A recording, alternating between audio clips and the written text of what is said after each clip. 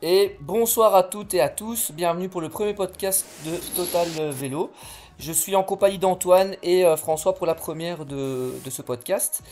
Antoine, c'est simple, c'est le créateur de Total Vélo. Donc Antoine, si tu peux te présenter en quelques mots.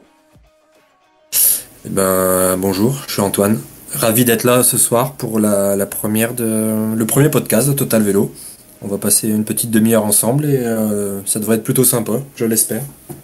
Et le deuxième intervenant, c'est François qui travaille dans l'équipe de Total Vélo aussi. Salut François. Bonjour, hein. Donc François, Bonjour, si tu sais, voilà, présente-toi en enchanté. quelques mots. Oui, j'ai intégré l'équipe il y a à peu près un mois et bon, pour l'instant, ça se passe bien et j'espère que ça va durer. Ça va, ils sont sympas avec toi? Ça va, ça va. Ça va, ouais. T'oseras pas dire le contraire. Non, mais voilà, il y a des pressions, je préfère pas en parler. Ouais, j'imagine, on en parlera en off. Bon, Mm. alors on va, l'actualité oblige, on va parler du Giro pour ce premier podcast évidemment. On va pas faire un podcast trop long non plus, donc on va aborder trois sujets ce soir. On va aborder le premier sujet dans quelques instants, donc ce sera le parcours du Giro, les points qu'on estime être clés et décisifs, et on fera un petit tour de table pour savoir ce que les uns et les autres en pensent. On embrayera juste après avec les favoris du Tour d'Italie. Il y a deux noms qui se dégagent, hein. Il y a Remco Evenepoel et Primoz Roglic, mais il serait peut-être un peu dommage de se focaliser que sur ces deux coureurs-là. À mon avis, il y aura des autres prétendants, peut-être pas à la victoire finale, mais au podium, et qui sait, sur 3 semaines, tout peut se passer. Et on terminera ce petit podcast avec la première étape. On essaiera d'un peu voir ce que les uns et les autres pensent pour le vainqueur du premier contre-la-montre et donc le premier porteur du maillot rose sur ce Tour d'Italie 2023. Donc tout de suite, on va embrayer avec le premier sujet, le parcours. Donc messieurs, vous avez eu l'occasion d'analyser les 3 semaines de ce Tour d'Italie.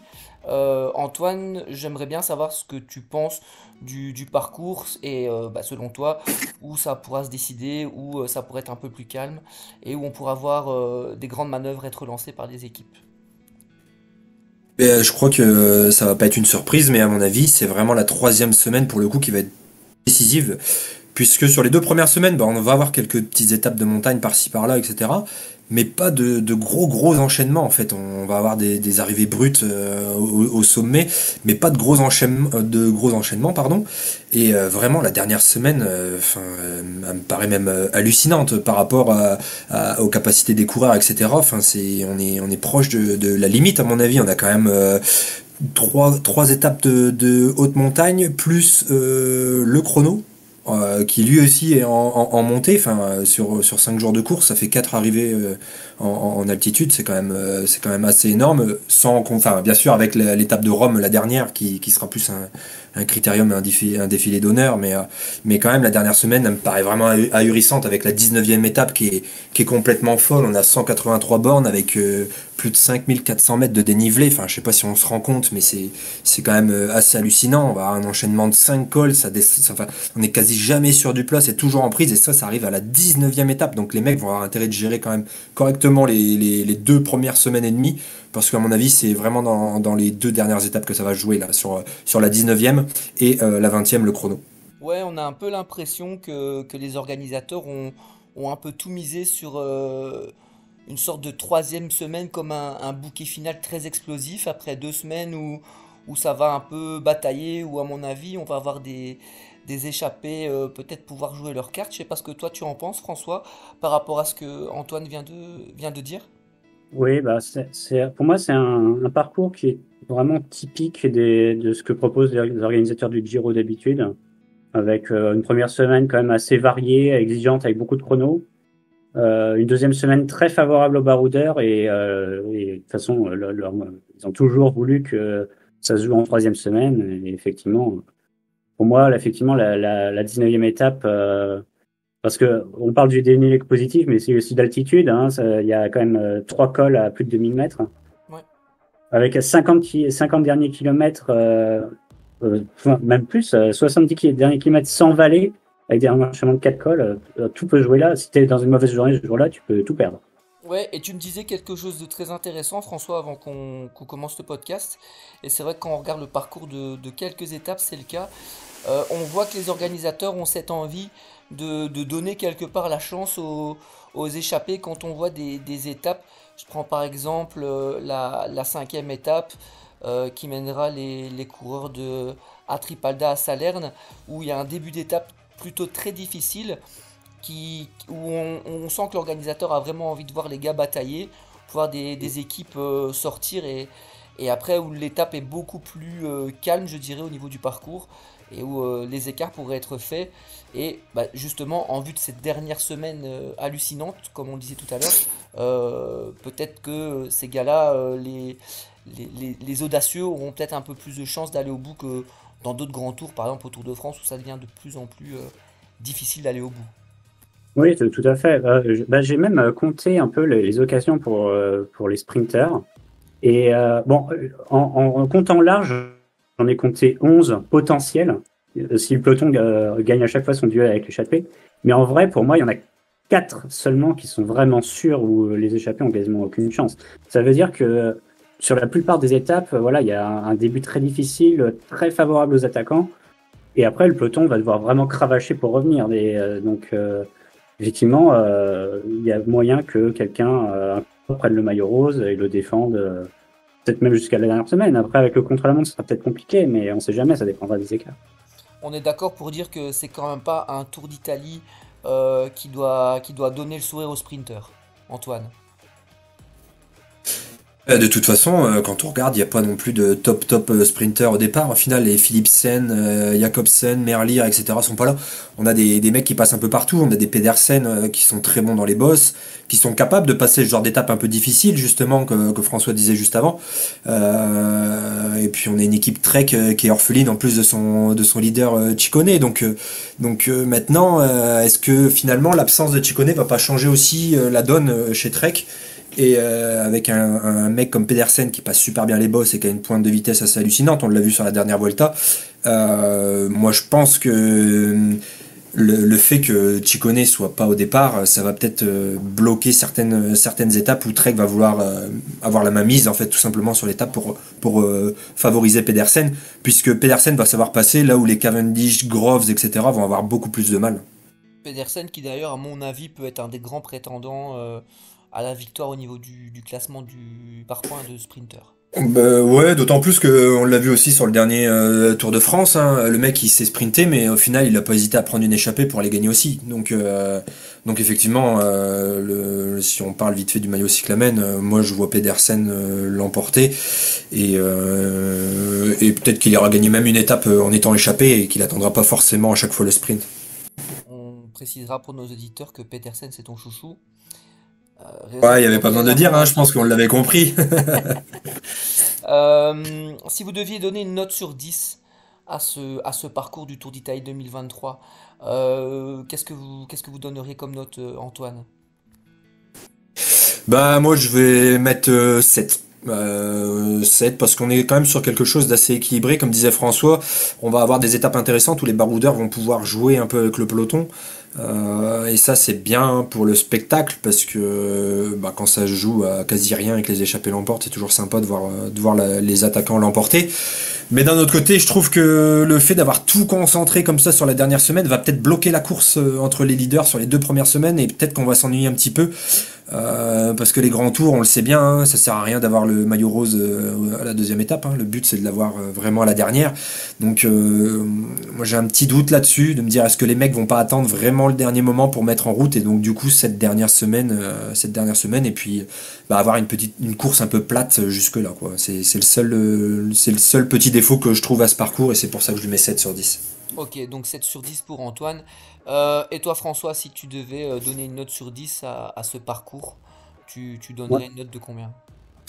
Moi, je mettrais 9. J'avoue, je suis très client de ce genre de parcours. Ok. Et effectivement, je suis assez d'accord que le parcours favorise pas forcément chez les leaders des offensives de loin avant la dernière semaine.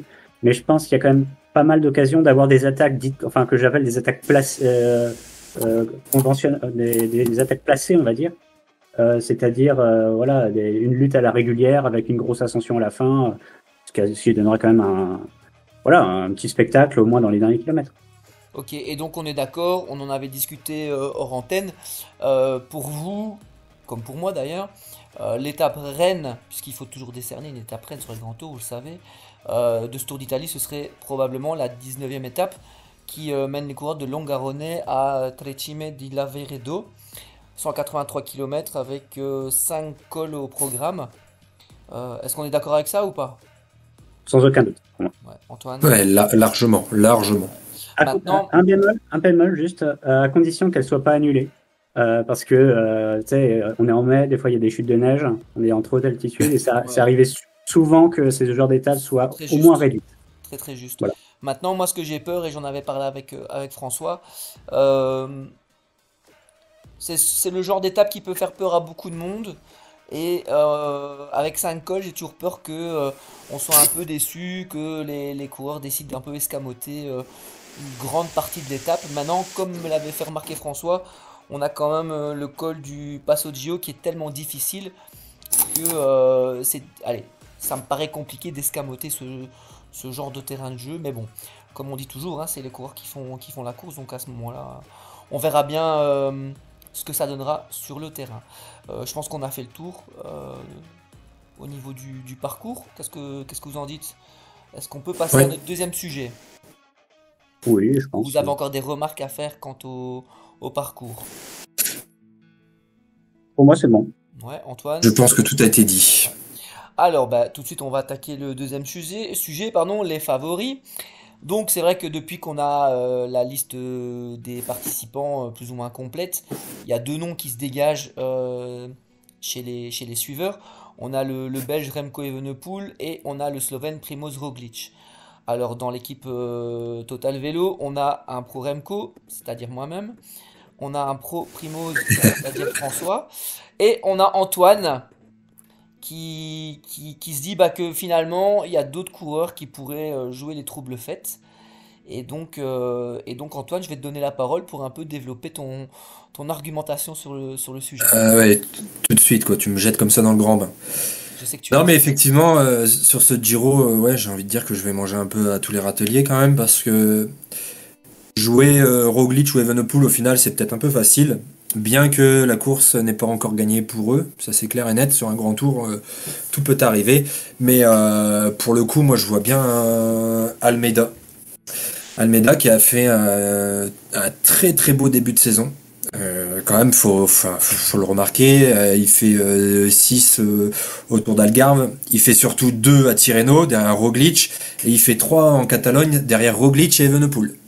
Donc du coup, pour le coup, c'est vraiment un mec qui est en plus il est bon grimpeur. Alors je dirais pas que c'est le meilleur grimpeur, ça c'est sûr et certain, mais il est très bon grimpeur, il est très bon en contre-la-montre. Au final, il est bon partout. À mon avis, il est quand même un cran en dessous des Roglic et Evenepoel. Mais Almeida, faut pas oublier que lui, c'est un pro de Giro, hein. Ça fait déjà quelques années qu'il fait le Giro. L'année dernière, malheureusement, il avait dû l'abandonner parce qu'il avait été testé positif au Covid. Donc Il a une belle voilà, équipe autour de malheureusement. Mais lui. il était quatrième. Et en plus de ça, j'allais y venir, effectivement. UAE a vraiment mis les moyens autour de Almeida parce qu'on a quand même des Vine, on a les Italiens, là, on a Covi, on a Formolo, On a McNulty. euh, on a McNulty, on a Ulissi, et puis finalement, on a quand même mis le petit Pascal Ackermann, qui est mon 18e chouchou dans le peloton, pour les sprints, mais au final, Ackermann sera aussi un bon point d'appui pour Almeida sur les étapes de transition qui pourraient être un peu piégeuses, etc. Donc non, pour le coup, je trouve que UAE a une très très belle équipe. Et pourquoi pas voir Almeida. Et puis après, si je peux en toucher aussi un petit mot, moi je vois bien un mec de chez Ineos, Geo Gegenhardt, À tes souhaits. parce que Ineos, ils ont affiché, ils ont aligné quand même une superbe équipe, quoi, avec Arensman de plus, Ghana, Sivakov, Geraint Thomas, c'est du très très lourd. Et je pense que collectivement, ces deux équipes-là sont pour moi au-dessus en tout cas de la Soudal ou de la Jumbo-Visma qui a pris un gros coup dans la gueule là avec les Ouais, retraits de Foss et Gesink. Voilà. ouais. Donc à mon avis, collectivement, ces deux formations-là vont être fortes et moi je serais pas surpris de voir un Almeida ou un Geo Gegenhardt aller jouer un petit peu Troisième les homme. troubles faits au milieu des Roglic et Evenepoel. D'accord. François, justement, bah, très bonne transition d'Antoine. Tu parlais de la Jumbo. Toi, voilà, t'es plutôt Team Roglic, si je peux me permettre. Bon, comme Antoine l'a bien dit, là, ces derniers jours, ça n'a pas été top top au niveau des annonces et Jumbo, où il y a eu des gros désistements qui sont remplacés par des bons coureurs, mais c'est sûr que on arrive un peu diminué chez Jumbo en espérant aussi qu'il n'y ait pas d'autres désistements dans l'équipe parce que bon voilà, il y a quand même eu pas mal de gars touchés. Et je voudrais avoir ton avis sur ton favori et sur les gars autour de lui. Et point fort, point faible de Primoz. Et ce que tu attends de lui sur les 3 semaines. Bon, effectivement, ça a été un contretemps, on va dire, mais on parle quand même de Jumbo-Visma, qui est, je pense qu'on est d'accord, l'équipe la plus puissante du peloton actuellement.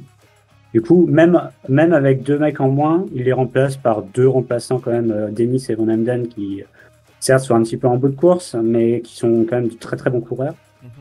Ce qui change avec ces remplacements, c'est que Roglic sera un poil isolé en montagne, je pense.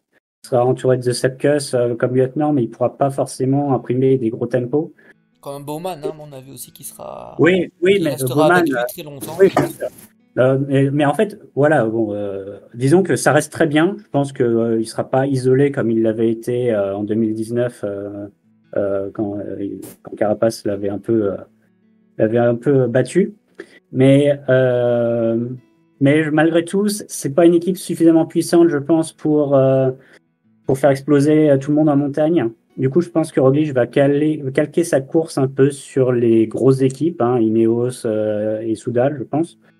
Et il va essayer de s'économiser. Je pense qu'il va faire un peu une course comme il l'a fait depuis le début de saison, c'est-à-dire à l'expérience, en suivant les forts et en les flinguant à la fin, et surtout en se réservant pour la 3e semaine. Une tactique un peu attentiste, on va dire.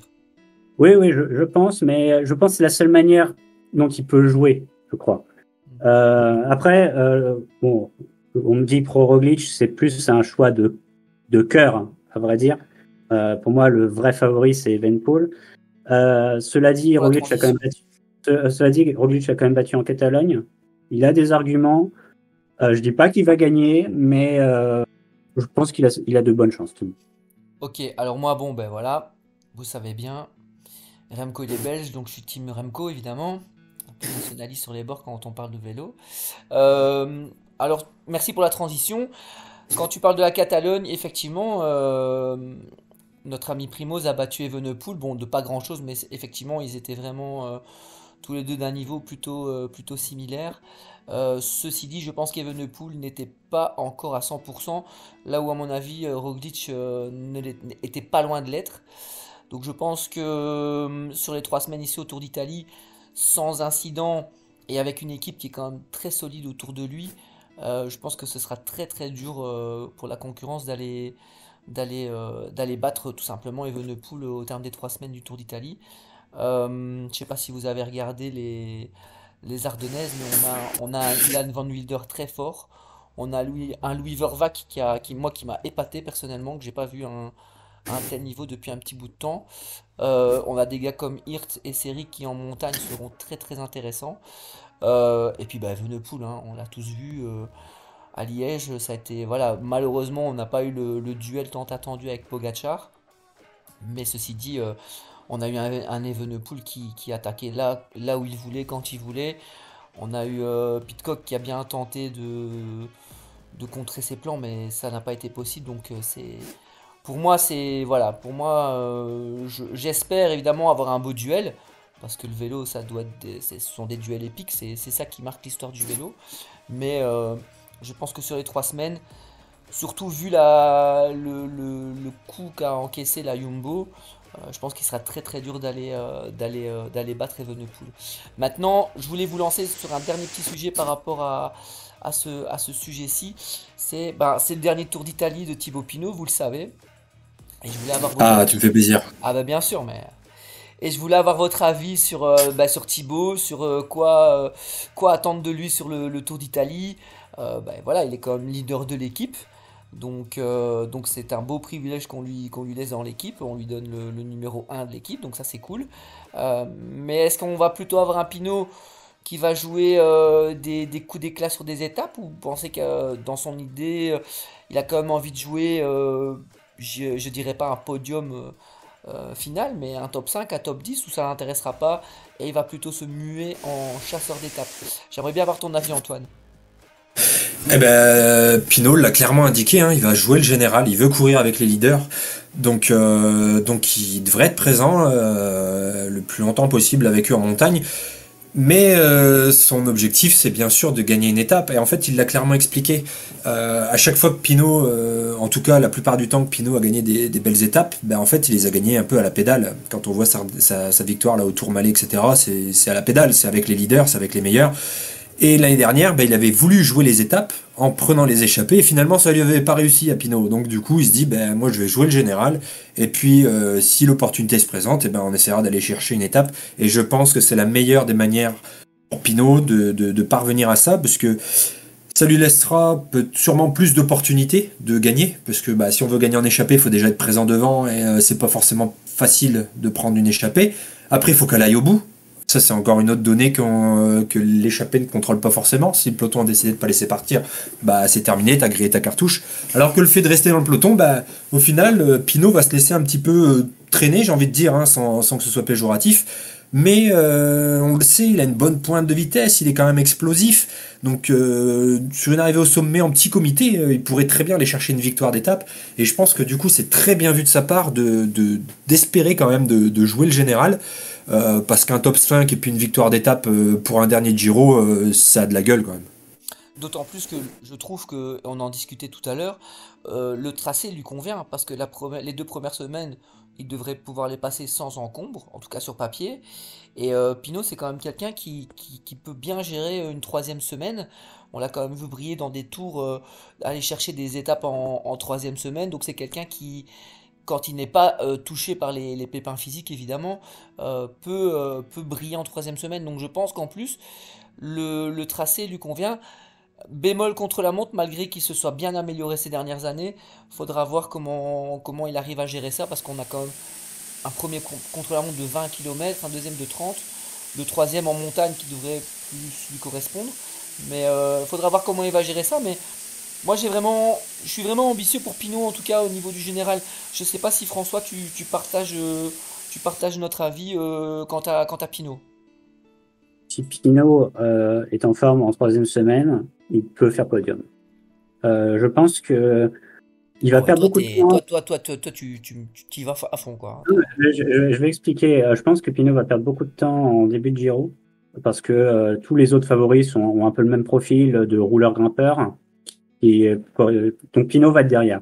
Mais les étapes des Dolomites sont tellement dures qu'il y aura des défaillances. Et il y a des mecs qui vont sauter. Et si Pinot est en forme à ce moment-là, il peut passer devant eux. Le Giro, certes, a beaucoup de contre-la-montre, mais c'est toujours un grimpeur qui gagne à la fin. On l'a vu l'année dernière avec Hindley. Les étapes sont trop dures pour que juste des rouleurs puissent gagner. Donc, s'il est en forme, Pinot peut faire podium. S'il l'est pas, par contre, bon, voilà, ça va faire mal. Ouais, tu fais plaisir à Antoine, en tout cas, je l'entends. Bon, voilà, je pense qu'on a fait le tour par rapport aux favoris. Bon, clairement, ça, il n'y avait pas de secret. Il y a quand même 2 noms qui sortent du lot. Mais je terminerai quand même en disant que quand je regarde la liste des participants, il y a l'équipe Bora qui me fait quand même bien plaisir. Il y a quand même pas mal de bons grimpeurs dans l'équipe. Et à mon avis, il faudra compter avec eux aussi. Peut-être pas pour le général. Quoique, je pense que Vlasov peut aussi être prétendant au podium. Mais à mon avis, on verra souvent des Kemna et des Jungels à l'avant de la course. Après, il faut pas oublier que c'est des vainqueurs sortants quand même. Ils ont gagné l'année dernière avec Hindley, donc ils savent gérer ce genre de course. Et moi, je pense qu'ils vont, ouais, et je pense qu'ils vont vraiment jouer le général avec Vlasov, hein, pour le coup. Ils sont pas là pour jouer les étapes, à mon avis. Moi, j'ai été pas mal impressionné par l'attitude de Bora sur le Tour des Alpes. Quand Kemna gagne son étape, Vlasov fait 2. Ils ont vraiment pris la course à leur compte. Ils ont fait mal aux Ineos, qui pourtant paraissaient très forts. Donc, peut-être pas à sous-estimer. Ah, mais le grand leader de la Bora n'est pas au départ du Tour d'Italie. Le Vlasov est là. Non, il n'y a pas eu de Brooks. Bon, allez, c'est qui Ah ouais, je m'en doutais. Bon, allez, c'était pour la boutade, mais on en reparlera dans. C'est simple. Quand il y a un grand leader, en fait, il faut chercher un Belge dans l'équipe, c'est tout. C'est assez simple à comprendre, effectivement. Bon, allez, on va enchaîner avec le 3e et dernier sujet du jour. Ben voilà, on va parler de la première étape. J'avais pas forcément envie d'en parler, puis quand j'ai vu que c'était quand même un contre-la-montre de 20 bornes, je me dis que c'est tout sauf anecdotique. C'est pas un prologue de 7 km qui est juste là pour figer des places. C'est une vraie étape. C'est une vraie étape qui peut déjà faire des différences par rapport à des gars qui arriveraient sur le Giro pas encore à 100%, avec un pic de forme peut-être programmé sur la troisième semaine, ou des gars qui ont du mal dans le chrono. Je pense qu'il y a déjà des belles petites différences qui peuvent être faites. Et puis au-delà de ça, c'est toujours symbolique d'avoir le premier porteur d'un maillot sur un grand tour. Donc bah voilà, je voudrais faire un peu le tour de table par rapport à qui vous voyez briller sur ce premier chrono et tout simplement qui vous voyez revêtir le premier maillot rose de ce Giro 2023. On va commencer par François. Oui, bah, moi, je vais pas faire l'originalité. Pour moi, il y a un seul homme qui peut, enfin, qui est ultra favori de ce contre-la-montre, c'est Filippo Ganna. Mhm. Euh, qui, je pense, j'ai pas vérifié, mais il me semble qu'il n'a jamais été battu sur un contre-la-montre du Tour d'Italie. Et je pense que, enfin, J'ai pas il la avait, stat, je vais pas te mentir. je pense que c'est le cas. Il faudra vérifier, mais je pense que c'est le cas. Il m'avait beaucoup impressionné sur le contre-la-montre de Tirreno Adriatico et sur Milan-San Remo juste après. Je pense qu'il a une jambe au-dessus de tout le monde, même s'il y a une grosse adversité, hein, Evenepoel, Küng, tout ça, c'est très très fort, mais je pense qu'il est quand même au-dessus. Et la petite bosse en fin de parcours sera pas pour le désavantager. Non, on a pu voir sur Milan-San Remo que les boss c'était pas quelque chose qui pouvait lui poser forcément problème. En tout cas, il les passe plutôt très très bien effectivement. Il doit être surmotivé, il va avoir un public acquis à sa cause, ça va lui donner des ailes. Franchement, je vois que lui, quoi. Ouais, puis on peut Allez dire bien. il a quand même un rôle d'électron libre dans l'équipe. Donc je pense que là, ce jour-là, en l'occurrence, il a total carte blanche pour être à 110% et aller chercher un premier maillot. Ouais, et puis s'il prend le maillot rose, je pense qu'en s'accrochant un peu, il peut le garder jusqu'au Grand Sasso d'Italia, étape 7. Hein. Voilà. Ouais, effectivement, ouais, il a les capacités pour passer la première semaine avec les meilleurs. Antoine, Bah, du coup, comme toi, qui est-ce tu que sais dire que Evenepoel, du coup, je vais dire Kung. Ah, tu me Et Kung, spoil quand un peu même. d'accord, sympa. Kung, quand même, vice-champion du monde de la discipline, c'est pas rien, surtout que le parcours à Wollongong était pas forcément tout plat, donc c'est pas sans rappeler la petite bosse qu'il y aura dans le final. Enfin bref, ça c'est pas pour déplaire non plus à Stefan Kung. Et surtout, ben, Kung il est en forme comme jamais, il a gagné le chrono donc du coup en Algarve, devant un certain Ghana, etc. Et à Paris-Nice, bah, sans lui, la Groupama FDJ, je pense qu'ils font un chrono très très loin. Alors que là, grâce à Kung, Godu est parvenu à rester dans le général. Donc tu te dis Kung qui se bat quasi tout seul contre toutes les équipes, les Armada Jumbo, etc. C'était très très propre. Ils arrivent à finir quatrième grâce notamment à ça. Donc voilà, Kung est très en forme et puis il sort d'une campagne des classiques quand même qui est très belle. Sixième du Ronde, cinquième de Roubaix, c'est pas rien. Il a fait sixième de l'E3 aussi. Il a fait C'est une quelqu'un très qui est très belle extrêmement en saison. forme. Ouais, tout à fait, tout à fait. Donc pour moi, pour le coup, je pense que après toutes les merdes qu'il a eu à chaque fois, là on le voyait, on le faisait champion du monde l'année dernière et puis au final il est battu par Foss. Je pense que ce serait une belle récompense, une juste récompense pour un mec qui est quand même ultra régulier dans ses résultats et qui mériterait d'aller chercher une belle victoire comme ça et de porter un maillot distinctif quelques jours parce que Kung il est pas mauvais non plus quand ça monte hein, donc c'est un peu le même profil que Ghana, je suis sûr qu'il pourrait le garder une bonne semaine son maillot donc j'aimerais bien voir Kung s'imposer et au-delà de d'avoir envie qu'il s'impose, il a surtout les capacités de s'imposer moi je mettrais une pièce sur Kung. Ok, et donc comme tu m'as brillamment spoilé, moi je vois Remco Evenepoel, tout simplement en mettant de côté le fait que ce soit un de mes chouchous, ben voilà, il arrive sur le Tour d'Italie plein d'ambition, c'est un garçon qui ne sait pas être autrement qu'à fond, donc il va certainement vouloir marquer les esprits directement, c'est dans son tempérament. Par contre, s'il va chercher le maillot rose, je pense pas que l'équipe se donnera corps et âme la première semaine pour le défendre. Mais je le vois pas faire le chrono en dedans. Je le vois le faire à fond. Et je pense que un Evenepoel qui fait un chrono à fond peut rivaliser avec un Ghana, un Kung ou même un Juan Denis ou autre. Donc je vois clairement Remco en rose samedi soir. Voilà. De toute façon, les leaders n'ont aucun intérêt à le faire en dedans. Tout à Parce fait. que là, ce serait déjà peut-être lâcher quelques secondes. Mais 20 bornes, c'est un Quitte, gros chrono, quitte à hein. ce que, ouais, mais quitte à ce que Evenepoel prenne même le maillot. Je veux dire, le lendemain, ça a l'air d'être une étape plutôt destinée aux sprinters. Les équipes de sprinters vont prendre le lead sur la gestion du peloton. Et puis bon, bah après, la troisième étape, lundi, bah au pire, bon, bah tu laisses une petite échappée sortir. Comme ça, tu perds le maillot et puis t'es tranquille, mais au moins tu perds pas de temps sur les leaders. Moi je pense effectivement que Remco a tout intérêt à le faire à fond, comme Roglic va le faire à fond, et comme tous les autres vont le faire à fond. Au final, tous les mecs qui jouent le général vont être obligés de le faire à fond d'entrée. Tu peux pas te permettre de te dire je pars à 95%, parce que si tu prends au final 30 secondes sur le chrono, ce qui me paraît quand même assez gros, mais pourquoi pas, bah c'est déjà 30 secondes de perdu. Donc non, les mecs ils vont pas calculer en disant attention si je C'est prends le pas maillot dans, rose, machin, etc. c'est pas dans son tempérament de faire à moitié. Ce gars-là, il connaît pas ça. C'est tout à fond. Oui, en plus, mais comme je te dis, vraiment, je pense que les leaders n'ont aucun intérêt à le faire à bloc. À le faire en dedans, pardon. Ils ont tout intérêt à le faire à bloc. Oui, je pense que Bah tiens, personne. là, on apprend que Samomen est.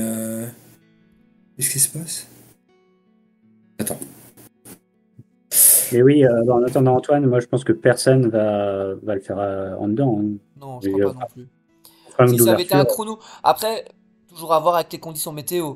On a déjà eu le cas il y a pas si longtemps que ça, sur Tirreno par exemple. Il suffit qu'on se tape une averse ou un orage hyper localisé. Ben, c'est clair que les mecs qui partiront dans cette vague-là prendront peut-être moins de risques. Et c'est là le risque de perdre du temps. Mais bon, je vous avoue, je vais pas regarder la météo en Italie samedi prochain. Mais ce sera peut-être quand même un paramètre à surveiller de près. C'est sûr, mais ce Je chrono vous annonce en d'ouverture fait est trop les. long. Ouais, Antoine? Ouais, je vous annonce juste, hein, en fait, il y a encore un cas de Covid chez Jumbo. Du coup, Van Emden ne sera pas de la partie, alors qu'il avait déjà remplacé quelqu'un qui était malade. Et du coup, c'est Samomen qui prend sa place. Donc Samomen qui est plutôt bon grimpeur, Voilà, Roglic gagne mais directement. Mais attention, hein, parce que vu l'épidémie qu'il y a chez Jumbo, on n'est pas à l'abri de peut-être perdre encore d'autres coureurs, voire Roglic, hein. Après, Roglic n'était pas dans la team du Tour de Romandie, qui a Ouais, l'air d'avoir été touché. Il n'était pas sur Liège-Bastogne-Liège, donc je pense qu'il n'a pas forcément été au contact de ces gens-là. bah, je lui souhaite parce que c'est quand même une sacrée. C'est un peu la catastrophe chez Jumbo pour l'instant. Et en plus, quand on se souvient des images durant Covid, etc., c'était à mon sens une des équipes qui faisait le plus attention au niveau du port du masque, etc., etc. Comme quoi, voilà, quand ça veut pas sourire, ça sourit pas. Bon, en tout cas, merci pour l'info, Antoine. Donc, on modifiera sur notre site la composition d'équipe Jumbo. Je pense qu'on a fait le tour de ce qu'on voulait aborder. Je sais pas si vous êtes d'accord avec moi, les gars. Oh, oui, bon, on pourrait toujours discuter plus, mais on a fait les points principaux, je pense. Voilà. ouais, on pourrait encore parler 3 4 heures, hein, mais C'est ça, je mais pense qu'on a fait le tour, effectivement, avec deux grands leaders, deux grands favoris, pardon, Remco et Primoz. Un parcours qui, somme toute, est assez équilibré sur ces 2 premières semaines, mais qui met tout sur la troisième semaine avec les étapes de montagne assez hallucinantes. Et puis bah, pour le premier contre la montre, bah, forcément, hein, les favoris du général qui vont le faire à bloc. Donc Roglic et Evenepoel font partie des favoris, mais on a aussi des Ghana, des Kung, etc. qui sont très très bons rouleurs et qui pourraient aller chercher la victoire. Voilà, je pense qu'on a fait à peu près le tour. Alors, voilà. moi, j'avais juste noté que je pense que Ineos est favorite, mais seulement pour le classement par équipe. Voilà. Ce qui est déjà pas mal. Ouais. Hein. C'est pas Allez, la ça. Movistar qui va gagner? Ouais, bah écoute, Ah, je pense pas. justement, je regarde un peu la compo de l'équipe Movistar. Non, ils J'aime ont tout pas. mis sur Gaviria. Ouais, j'aime pas être méchant, mais voilà, quoi.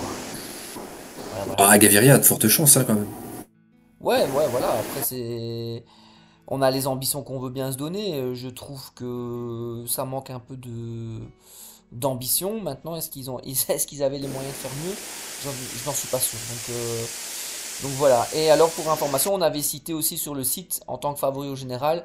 Donc en 3 étoiles, nous avions mis Roglic, Evenepoel, Gegenhardt. C'est un peu ce qui ressortait de ce qu'on a dit juste avant. On avait mis Almeida, Vlasov, Thomas, Egg en 2 étoiles. Et en 1 étoile, on avait mis Carty, Pinot, Madère, Caruso et Buitrago. Madère, ça va. Pardon? Sachant que Madère ne sera pas là, il est positif Covid aussi, donc il a Ah été ben remplacé voilà. par Arashiro. Ah bah c'est génial. Voilà. Ben, on modifiera ça aussi. Voilà, je pense qu'on a fait le tour des sujets que on voulait aborder lors de ce premier podcast pardon, de Total Vélo. Euh, Elle est belle celle-là. Limite, ouais, ce ouais, serait bien le ouais. nom aussi, le podcast. Ouais, j'ai prié pour pas la faire, mais malheureusement, sur la fin, je craque. Merci Antoine. Pas de rien, avec plaisir. Pour votre information, sachez que Total Vélo fera des lives commentés de chaque étape, donc à partir de samedi prochain.